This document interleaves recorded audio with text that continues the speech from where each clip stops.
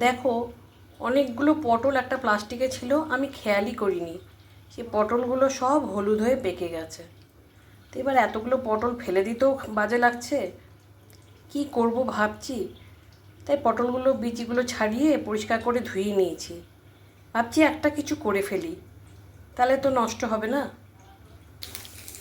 আমি এই জন্য প্রথমেই কালো জিরে দিয়ে দিয়েছি,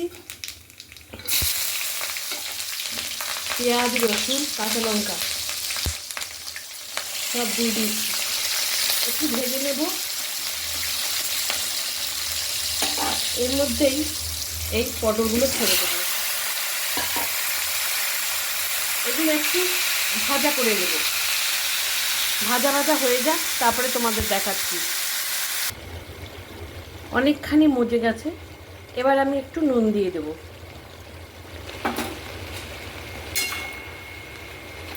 একটু খুন্তি দিয়ে ভেঙে দিচ্ছি। আমি আর কেটে উঠতে পারিনি, একটু ভেঙে দিচ্ছি। আপনারা কেটে দেবেন ছোট ছোট করে। এটা ভাজা ভাজা হয়ে গেছে, এটা নামিয়ে এবার ঠান্ডা করে নেব। পটলগুলো ঠান্ডা হয়ে গেছে, এবার গ্রাইন্ডারে ব্লেন্ড করে নেব।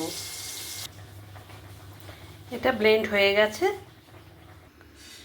এবার তেল গরম হয়ে গেছে, তাতে দুটো শুকনো লঙ্কা ফাটিয়ে ফোড়ন দিয়ে দিলাম।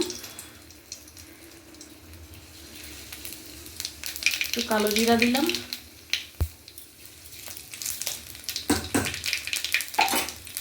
দিয়ে পটল বাটাটা দিলাম।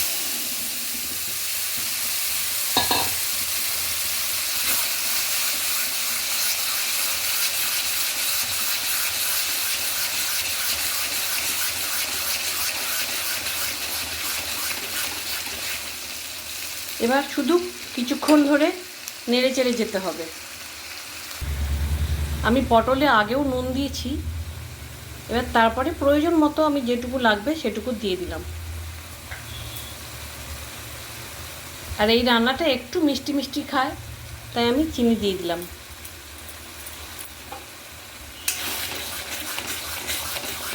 যেহেতু পটলটা অনেকখানি আছে, চিনিটাও বেশ অনেকটাই দিলাম।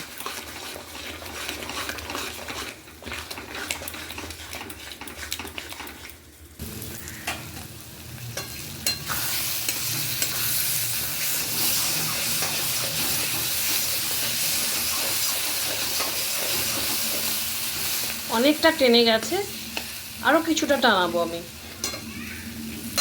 তারপরে আমি নামিয়ে নেব।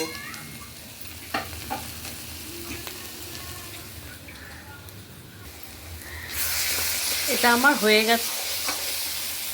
একটা কথা বলি, যারা চিংড়ি মাছ পছন্দ করো তারা চিংড়ি মাছ বেটেও কিন্তু দিতে পারো।